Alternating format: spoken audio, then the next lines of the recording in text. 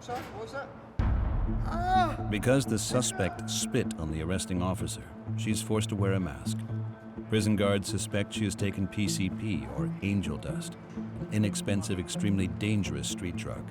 It makes you aggressive and unpredictable.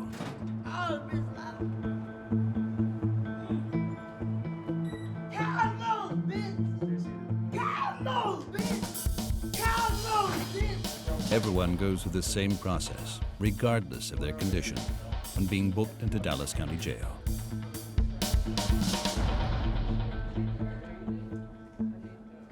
Calm down, honey, calm down. Calm down. Fingerprinting is part of the process. Often the first prison guard a new inmate encounters is a woman. It will not be the last. In this jail, there are more female guards than male guards. They have to be tough. Because the Dallas County Jail is a powder keg. This surveillance video shows escalation within seconds. Members from different gangs meet up in the intake. A lot of them are intoxicated or high on drugs, or both. The result? Altercations. The prisoners from the transport have to line up. Many are repeat offenders. Newbie Sergio knows what's in store for him. Every cell is the wrong cell. Nasty as hell. You get infections here, you get sick. Last time my face was all just peeled. You know what I'm saying? I was like, I don't know. You've been in hospital the last 90 days? A short questionnaire decides mental housing or normal cell. You want to hurt or kill yourself? No. Ever attempt suicide in the past? Nope. You feel hopeless because you're here today? Nope. The 31-year-old fugitive has been on the run for 6 months, wanted for drug offenses. Now it's game over. The officers search each newcomer for good reason. Anything, drugs, knives, whatever that they could use to harm themselves or harm someone else. Pipes, whether used for drugs, stashed under their stomach or in their clothing, or in their private areas. The other one, turn around, open your mouth. Every step, every move is part of a strictly defined routine. The officers don't make exceptions.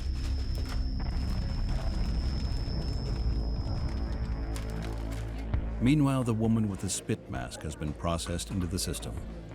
Only now it's time for the medical examination. Because she is intoxicated and on drugs, the woman will be sent to the jail clinic for treatment first.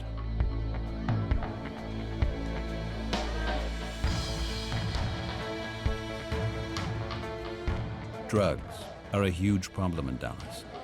One of the main reasons for the continuous supply of new inmates. Drugs are the reason Sergio has landed in jail again and again. He's lived underground for a while, using a false name, always scared to be caught.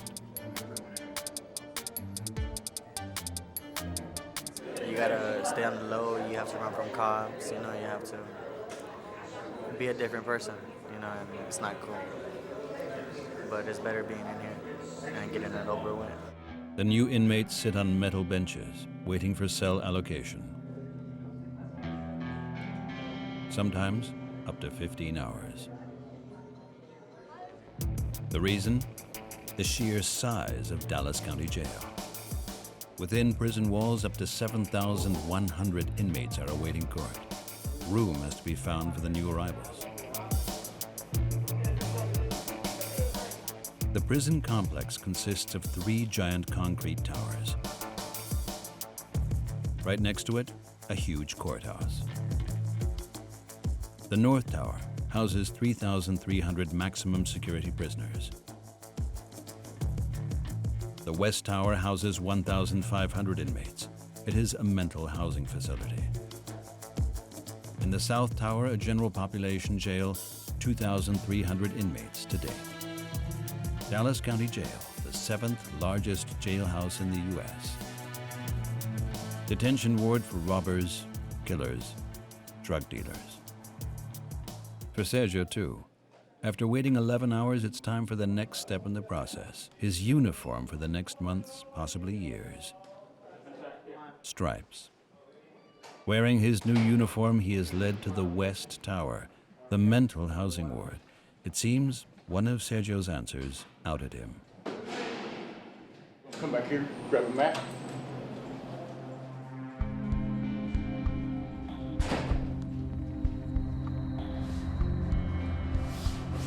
The thin mat will probably be the only thing that makes Sergio's life a little more comfortable in the next few weeks.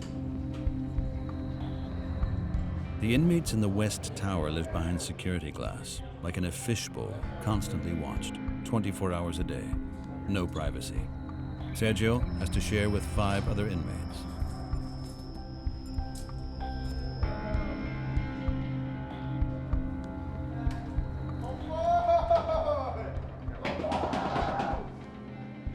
Is that supposed to be a friendly greeting or a threat?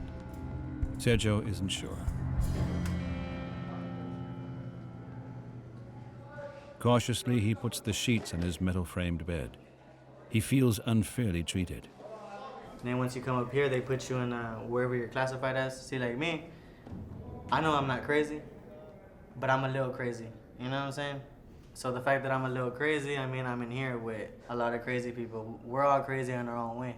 Like, just different breeds of animals, you know what I'm saying? But trying to put us all in one little spot to... Why would they put crazy people with crazy people? You know what I'm saying? Because they're looking for us to do stupid shit. Which is what an inmate should avoid, doing stupid.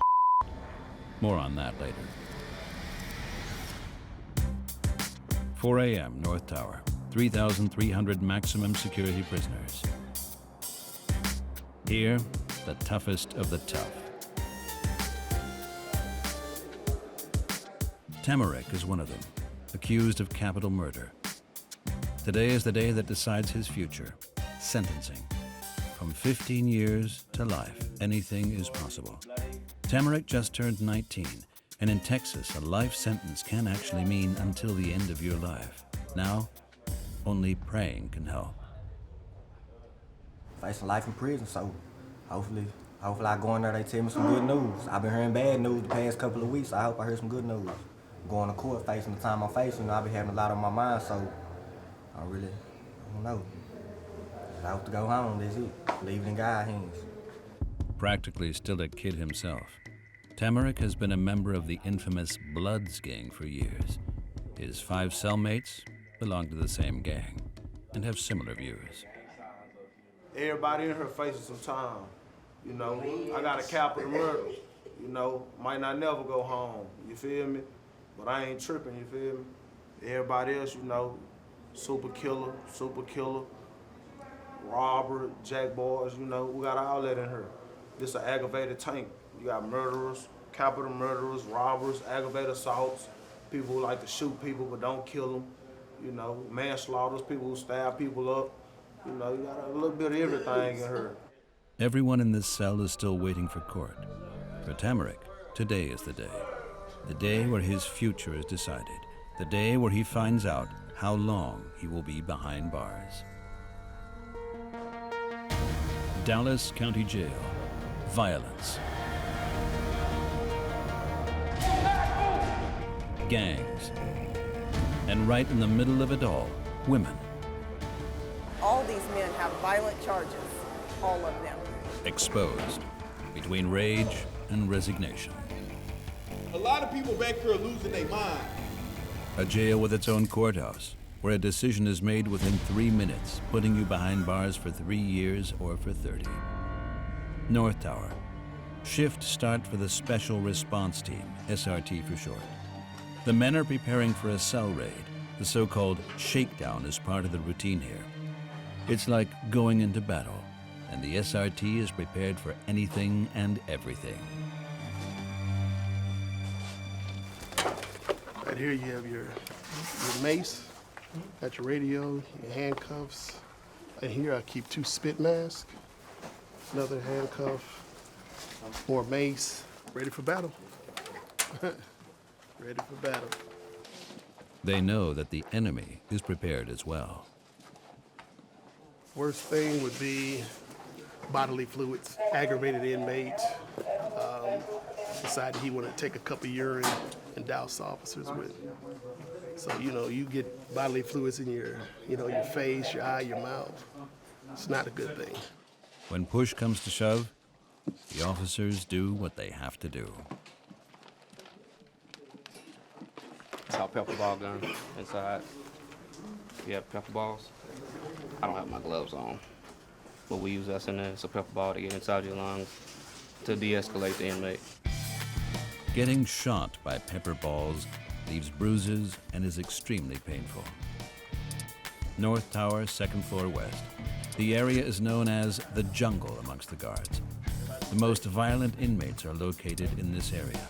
A few days ago, the SRT found weapons in this cell block, reason enough for a surprise visit. We're gonna go in and try to recover the rest of the weapons that they have in the tank. We're gonna enter the tank safely, take all the proper precautions, and come out safe.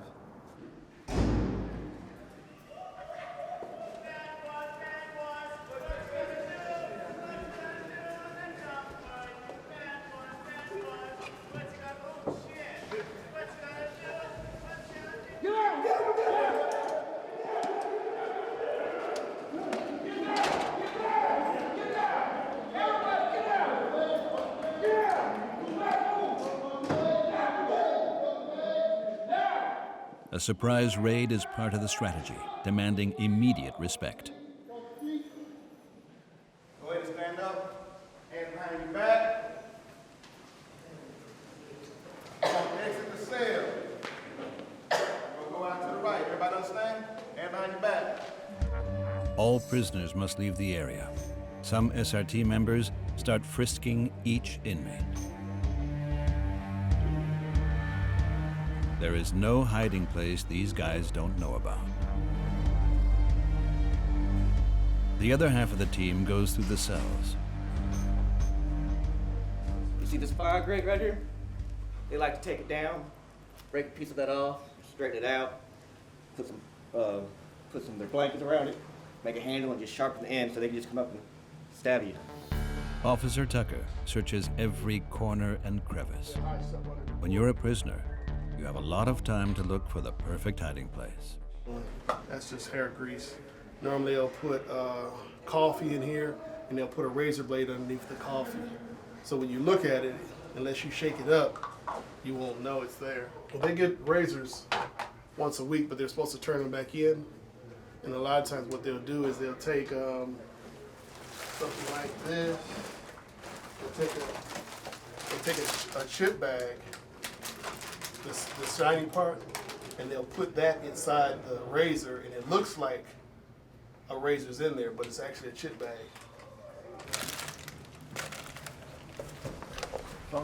We just found the tattoo needle and extra pills.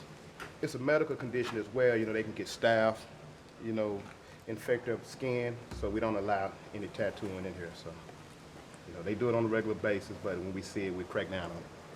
When the SRT leaves the cells, it is utter chaos. The yield was meager today. The inmates are allowed back into their cells to put their few possessions back in order.